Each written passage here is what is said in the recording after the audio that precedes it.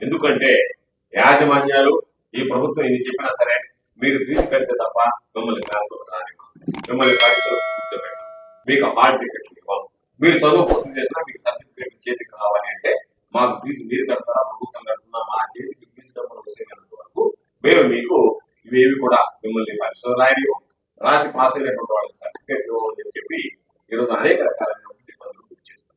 కాబట్టి ప్రభుత్వానికి ఒక పక్క అనేక రకాలైనటువంటి వాగ్దానాలు చేసినటువంటి చంద్రబాబు నాయుడు గారు చీమ కుట్టునట్టైనా లేకుండా పిల్లలు చదువుకుంటే చదువుకుంటారు, చదువుకోకపోతే చదువుకోకపోతారు, చదువులు ఆగిపోతే ఈ ప్రభుత్వం మీద భారం పడకుండా పోతుంది, ఫీజులు కట్టాల్సిన అవసరం లేకుండా పోతున్నటువంటి ఆలోచన చేస్తున్నారు తప్ప పిల్లల భవిష్యత్తు గురించి ఆలోచన చేసేటువంటి పరిస్థితులు లేదు.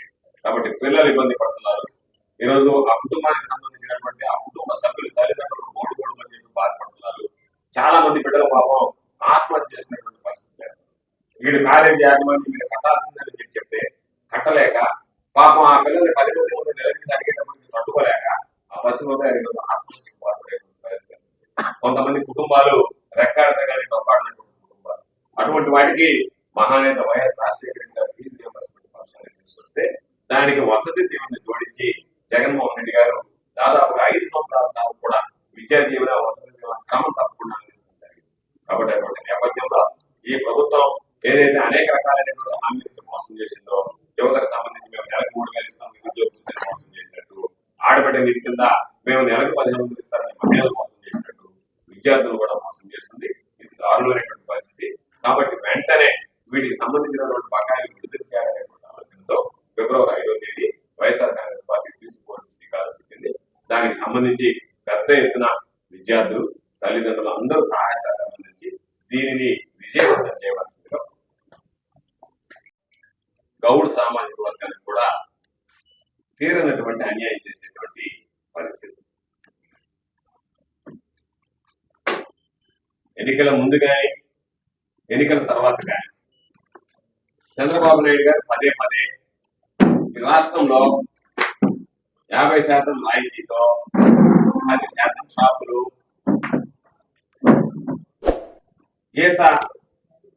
కళ్ళు గీత సొసైటీలకు కేటాయిస్తామని చెప్పి పదే పదే ప్రకటించారు.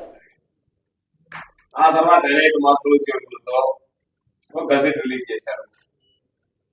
ఫిబ్రవరి 5వ తేదీ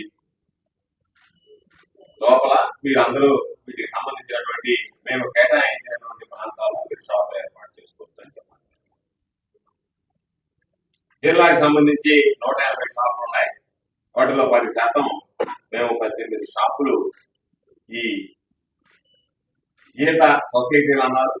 దానిని మార్చి రకరకాలుగా ఈత కులాలు అని చెప్పి ఈరోజు ఇక్కడ ఎంత దారుణమైనటువంటి పరిస్థితి అంటే, ఎక్కడైతే షాపులకు సంబంధించి డిమాండ్ ఉంటుందో, ఎక్కడైతే ఎక్కువ సేల్స్ ఉంటాయో అక్కడ మాత్రం ఈ ఈత కులాలకు సంబంధించి ఓటు చేయాలి. అక్కడ మాత్రం వాళ్ళ షాపులు కేటాయించడానికి వీలు లేదని చెప్పి దాదాపుగా ఈ నెల్లూరు జిల్లాకు సంబంధించి 8 నియోజకవర్గాలు, వెంకటగిరి నియోజకవర్గంలో 3 మండలాలు ఉంటే మున్సిపల్ కార్పొరేషన్ 2 నియోజకవర్గాలకు 1 కేటాయించారు. కావలికి 3, ఆత్మకూరుకి 5, కందుకూరుకి 4, ఉదయగిరికి 4, వెంకటగిరి 1. అంటే నెల్లూరు మున్సిపల్ కార్పొరేషన్ లో 1, 2 నియోజకవర్గాలు. నెల్లూరుకి కోతవేట దూరంలో ఉండేటువంటి సర్వేపల్లిలో 0, సర్వేపల్లిలో అసలు షాపే కేటాయించరా. యువతల పక్క ఉండేటువంటి కోవూరు నియోజకవర్గంలో షాప్ కేటాయించారు. అంటే ఎక్కడైతే వ్యాపారం బాగా దొరుకుతుందో, ఎక్కడైతే వాళ్ళు 10 రూపాయలు గడిస్తారో అక్కడ మాత్రం షాపులు ఇవ్వమని చెప్పారు. అధికారులని మీరు ఏ ప్రాతిపదికన ఈరోజు వాళ్ళకి షాపులు కేటాయించాలి? ఉదాహరణ తీసుకుంటే సర్వేపల్లి నియోజకవర్గానికి సంబంధించి దాదాపుగా 28 షాపులు కేటాయించారు. ఆ 28 షాపుల్లో కూడా ముత్తుకూరు 8, వెంకటాచలం 6, పొదలకూరు 6, మనుగోలు 6, మనుగోలు 3, తోటపల్లి 3. అంటే 28 షాపులు అంటే 10 షాపులు అంటే 3 షాపులు కేటాయించాలి. అక్కడ ఏ ప్రాతిపదికన కేటాయించాలని అడిగితే కొత్త ఫార్ములా చెప్పారు. నవ్వుచ్చింది నాకు ఆ క్యాలిక్యులేషన్. ఉదాహరణకి జిల్లాలో 180 షాపులు ఉంటే ఆ 180 షాపుల్ని జనాభాతో భాగించాం. ఆ వచ్చినటువంటి దాన్ని మండలాలతో భాగించాం, మండల జనాభాతో మీకు ఎన్ని షాపులు రావాలో లెక్క పెట్టాం, దాని ప్రకారం ఆ షాపు మీకు ఆనందం ఉంటే అక్కడ కూడా వేరే దగ్గర ఇచ్చాము. అంటే ఎక్కడైతే ఓపెన్ కేటగిరీలో షాపులకు అప్లై చేయలేదో, ఇక్కడ జరగవు అని చెప్పి వదిలేశారో, ఆ వదిలేసినటువంటి షాపులు కేటాయించారు. ఎక్కడెక్కడ కేటాయించారంటే దూరంగా ఉండేటువంటి ప్రాంతాలు, నెల్లూరు, కోవూరు, సర్వేపల్లి వదిలిపెట్టి వింజమూరు, దొత్తలూరు, కలిగి, జలదరికి, అన్నసముద్రపేట, జగదత్తి, కౌలువారి దూరంగా ఉండేటువంటి ప్రదేశాల్లో 18 షాపులు కేటాయించారు. వీటికి సంబంధించినటువంటి దాంట్లో ఎన్ని చేయకూడనటువంటి పనులు ఉన్నాయి. గీత కులాలు అన్నారు.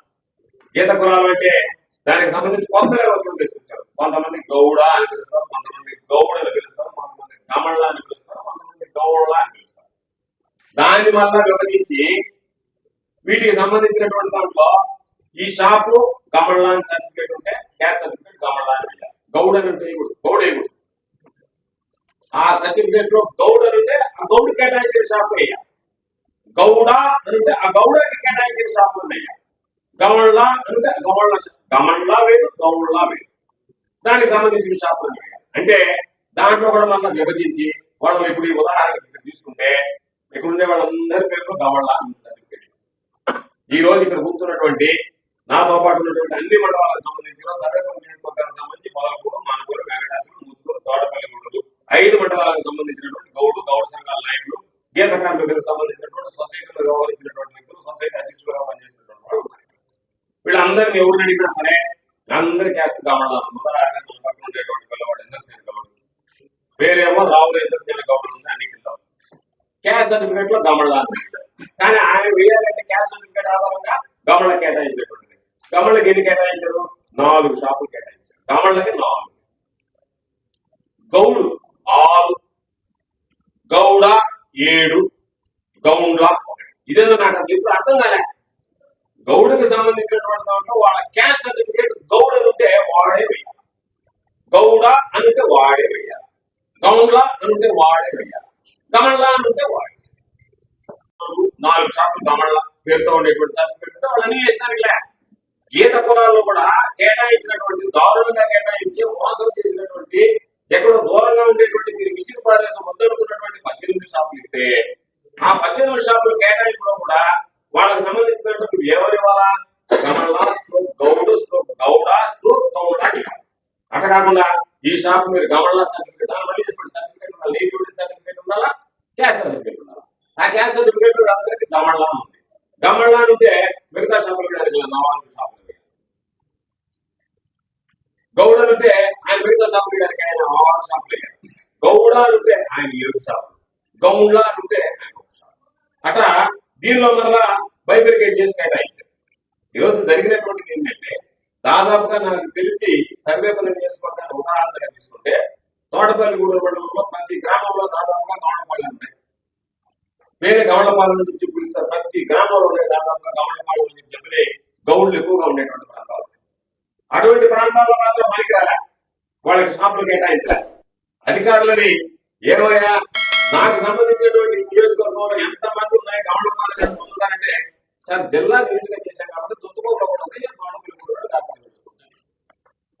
తోటపల్లి గూడూరులో ఎక్కడ పొటెన్షియాలిటీ ఉందో, ఎక్కడ వాళ్ళ జనాభా ఉందో గౌడు జనాభా ప్రాతిపదికన తీసుకోలే, ఆ ప్రాతిపదికన కేటాయించలే. మీరు ఎక్కడ దూరంగా ఉండే సరే తోటపల్లి చాకరీ పెట్టుకొని తిరగడానికి సరిపోతుంది, ఆడ పోయి చేసుకునేదాన్ని. ఏ ప్రాతిపదికన మీరు కేటాయించారు అంటే జనరల్ పాపులేషన్ ఎట్లా తీసుకుంటారు మీరు? ఏ విధంగా గౌడులకు సంబంధించినప్పుడు జనరల్ పాపులేషన్ తీసుకుని వాళ్ళకి సంబంధించినటువంటి 10% షాపులు కేటాయించాల్సి ఉంటే వాటికి విధంగా ఈరోజు మీరు ఇష్ట ప్రకారం కేటాయించి ఎక్కడైతే దీన్ని అనుకున్నటువంటి కుట్ర ఏంది? పాపం కొంతమంది చెప్పారు మా గౌళ్ళని వేయకుండా అడ్డుకుంటున్నావు అని చెప్పారు. ఎందుకు ఏం ఇస్తారు? అసలు వీళ్ళకి మీకు అవకాశం లేకుండా చెప్పారు. దాంట్లో వాళ్ళకి అనుకూలంగా తెచ్చుకున్నారు. ఓహో ఇక్కడ మనం ఈ గౌడు పెట్టుకోవాలంటే ఆ గౌడుని పెట్టండి, ఇక్కడ మనం ఈ గౌడు జాతి ఇచ్చారంటే గౌడాన్ని పెట్టండి, ఇక్కడ గౌడాన్ని ఇచ్చారంటే గౌడ జాతి. మీరు ఎవరైతే ముందుగా ఉండేటువంటి శాసనసభ్యులు ఎంపిక చేసుకున్నారో వాళ్ళ క్యాస్ట్ ఏదైతే ఉందో ఆ క్యాస్ట్ పేరుతో తెచ్చుకున్నారు. రేపు ఇప్పుడు లైసెన్స్ ఇవ్వాలంటే ఎక్సైజ్ సూపరింటెండెంట్ ఏం చెప్తున్నారు? లైసెన్స్ ఇవ్వాలంటే ఎమ్మెల్యే గారు క్లియరెన్స్ ఇస్తే తప్ప నేను మీకు లైసెన్స్ ఇవ్వను. ఆ ఎమ్మెల్యే గారు లైసెన్స్ ఇవ్వాలంటే ఆయన ప్రసన్నం చేసుకోవాలంటే ఆయనకి 3/4 లేకపోతే కొంతమంది 40% సర్వేపల్లిలో 1/3 కలిస్తే భాగం వాళ్ళకి కేటాయిస్తున్నారు. దానిలో భాగంగా ఈ రోజు మండలంలో ఎక్కడైనా షాప్ పెట్టుకోవచ్చు అంటే ఎక్కడ షాప్ పెట్టుకోవాలనేటువంటిది పాపం లాటరీలో వచ్చినటువంటి వాడు కిస్తీ కట్టేటువంటి వాడు షాప్ ఎక్కడ పెట్టాలనేది ఎమ్మెల్యే దక్షిణ మీద ఆధారపడి నువ్వు ఇక్కడ పెట్టడానికి పెట్టాలి వాడు లైసెన్స్ ఇవ్వడానికి లైసెన్స్ ఇవ్వడానికి రేపు బాబు గీత కులాలకు సంబంధించి మీరు కేటాయిస్తే వాడు వేసిన తర్వాత ఎక్కడో మారుమూల మీరు పెట్టుకోవాలంటే ముందే మీరు ఇచ్చినటువంటి ప్రదేశాలు మంచి ప్రదేశాలు ఇవి ఎవరిని మోసం చేయడానికి చంద్రబాబు అర్థం చేసుకోవాల్సింది. గౌడల గురించి ఓదలు కొట్టాడు పాపం, వీళ్ళకి అట్ట చేస్తాను ఇట్ట చేస్తాను. గీత సొసైటీలకు పాపం వాళ్ళకి సీజన్లోనే ఉంటుంది వ్యాపారం, సీజన్ లేనప్పుడు కూడా వ్యాపారం ఉండాలి, కుటుంబాలు చితికిపోకూడదు, నష్టపోకూడదు. కాబట్టి గీత కార్మికులను ఆదుకోవడానికి వాళ్ళకి లెక్కర్ షాపులో 10% కేటాయిస్తున్నామని చెప్పాడు. ఆ 10% కేటాయింపులో అక్రమాలు జరిగాయి. కాబట్టి ఇప్పటికైనా ప్రభుత్వం దీన్ని మామూలుగా మీరు తీసుకునేటప్పుడే ఎక్కడెక్కడైతే షాపులు ఉన్నాయో వాటిలో 10% కేటాయించేస్తే వాళ్ళకి సంబంధించినటువంటి షాపులు ఇచ్చేస్తాయి. మీరు దయాదక్షిణలకు ఇవ్వాల్సినటువంటి పని లేదు. దాని ప్రకారం వాళ్ళకి ఒక షాప్ పెట్టుకుంటారు. అవన్నీ మరిచిపోయి ఎక్కడ వేయనటువంటి షాపులు ఇక్కడ ఎందుకు వేయించారు మీరు? మీకు తెలుసు కదా, విధానం ఇచ్చినప్పుడే 10% గౌడ్ కేటాయించాలి ఉంది కదా. 10% గౌడ్ కేటాయించాల్సినప్పుడు వాళ్ళ స్థానాలు మీరు సపరేట్ గా పెట్టాలి కదా. సపరేట్ చేసి కదా మీరు మిగతా వాళ్ళకి కేటాయించాలా. వాళ్ళకి కేటాయించేసారు కాబట్టి వాళ్ళ మిగిలినటువంటి గౌడ్లకి వీళ్ళకి కేటాయిస్తాము. గౌడ్లకు సంబంధించి గీత కులాలకు సంబంధించి అంటే ఇది వాళ్ళని ద్రోహం చేయడం కదా, అన్యాయం చేయడం కదా. ఎంతకన్నా దారుణమైనటువంటి పరిస్థితులు ఎక్కడన్నా ఉన్నాయా? కాబట్టి ఈ రోజుకే కొంతమంది బినామీలు ఇప్పటికే డిసైడ్ చేశారు. అందుకు చెప్తాను, ఈ పేరుతో ఎవరైతే తీసుకుంటున్నారో వాళ్ళ ఎమ్మెల్యేలు బినామీలుగా ఉండేటువంటి వాళ్ళని ఊరికే వాళ్ళ పేరు పెట్టి వీళ్ళు వ్యాపారం చేసుకున్నారు, రంగం సిద్ధం చేసుకున్నారు. దాని ప్రకారం పౌరులు కదుతున్నారు.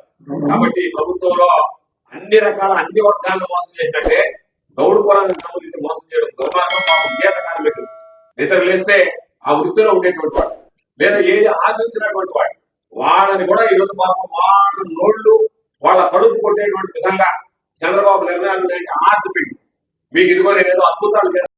వాళ్ళ పాపం స్వతంత్రంగా వ్యవహరించలేకుండా స్వతంత్రంగా షాపులు వేసినటువంటి పరిస్థితి లేకుండా వాళ్ళకి ఇష్టం వచ్చిన దగ్గర షాపులు కేటాయించకుండా నీకు ఇష్టం వచ్చిన దగ్గర వాళ్ళకి ఆదాయం రాని దగ్గర వాళ్ళు నష్టపోయేటువంటి ప్రాంతాల్లో వాళ్ళకి సంబంధించినటువంటి ఉపకరాలు వర్గీకరణ చేసి ఆ వర్గీకరణ ప్రకారం ఈ గ్యాస్ సర్టిఫికేట్ వాడు ఇక్కడే వేయాలనే ఆలోచన చేసి ఇది కేటాయించడం అనేటువంటిది నిజంగా దుర్మార్గం.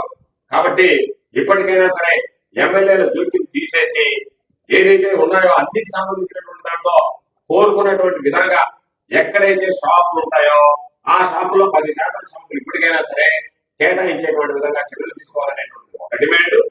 రెండో డిమాండ్, వీళ్ళకి సంబంధించినటువంటి మీరు ఏదైతే గమళ్ళ అని చెప్పి వర్గీకరించారో ఎవడైనా సరే ఆ షాపులకు సంబంధించి గీత కులాలకు సంబంధించినటువంటి వ్యక్తులు కాబట్టి ఆ గీత కులాలకు సంబంధించినటువంటి వ్యక్తులు వాళ్ళు ఎక్కడైనా సరే వాటికి సంబంధించినటువంటి అప్లికేషన్ ఫైల్ చేసుకుని వాళ్ళ షాప్ పొందేటువంటి విధంగా ఇవ్వాలనేటువంటి రెండో డిమాండ్.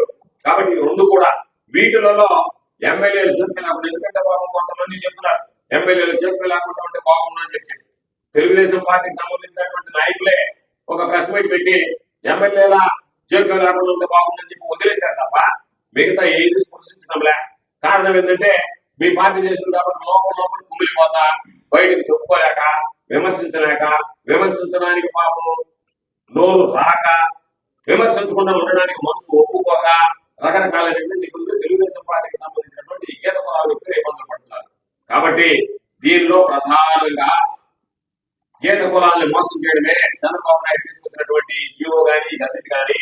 కాబట్టి ఇప్పటికైనా కళ్ళు తెరిచి ప్రతి మండలాన్ని యూనిట్ గా తీసుకొని మీరు జనాభాను యూనిట్ గా తీసుకొని మేము దానికి మొడి చూపిస్తామని కాకుండా ప్రతి మండలాన్ని యూనిట్ గా తీసుకొని ఆ మండలానికి సంబంధించి ఎన్ని షాపులు ఉన్నాయి, ఏ విధంగా షాపులు కేటాయిస్తారనేటువంటిది 10% కేటాయించాలనేటువంటి ఒక డిమాండ్.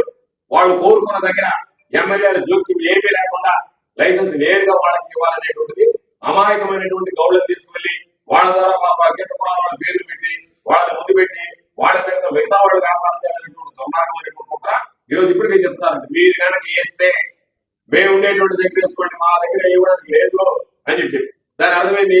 నెల్లూరు కార్పొరేషన్ అంటే కార్పొరేషన్ ఒకటి ఇచ్చారు, ఇస్తే అక్కడ కోడూరు పండుగ ఊర్లో పెట్టి బయట షాప్ నడుపుతున్నట్టు ఎక్కడ కూడా వ్యాపారం జరగలేటువంటి దగ్గర ఉన్నటువంటి వాళ్ళకి ఇబ్బంది లేని దగ్గర పెట్టిస్తారు తప్ప ఉండేటువంటి దానిలో ప్రైవేట్ దగ్గర ఇచ్చింది లేదు. ఎందుకంటే ఈఎస్ చెప్తున్నాడు, నెల్లూరు ఈఎస్ మీకేదన్నా షాప్ కావాలంటే నా చేతిలో ఏమీ లేదు. ఎమ్మెల్యే చెప్తేనే నేను మీకు లైసెన్స్ ఇష్యూ చేస్తాను, లేకపోతే నేను లైసెన్స్ ఇష్యూ చేస్తాను. పాపం ఎంతమంది దారుణాలు చేసే తెలుగుదేశం పార్టీకి సంబంధించిన తెలుగుదేశం వాళ్ళు అయినా మాట జరుగుతుందని రోడ్డు మీద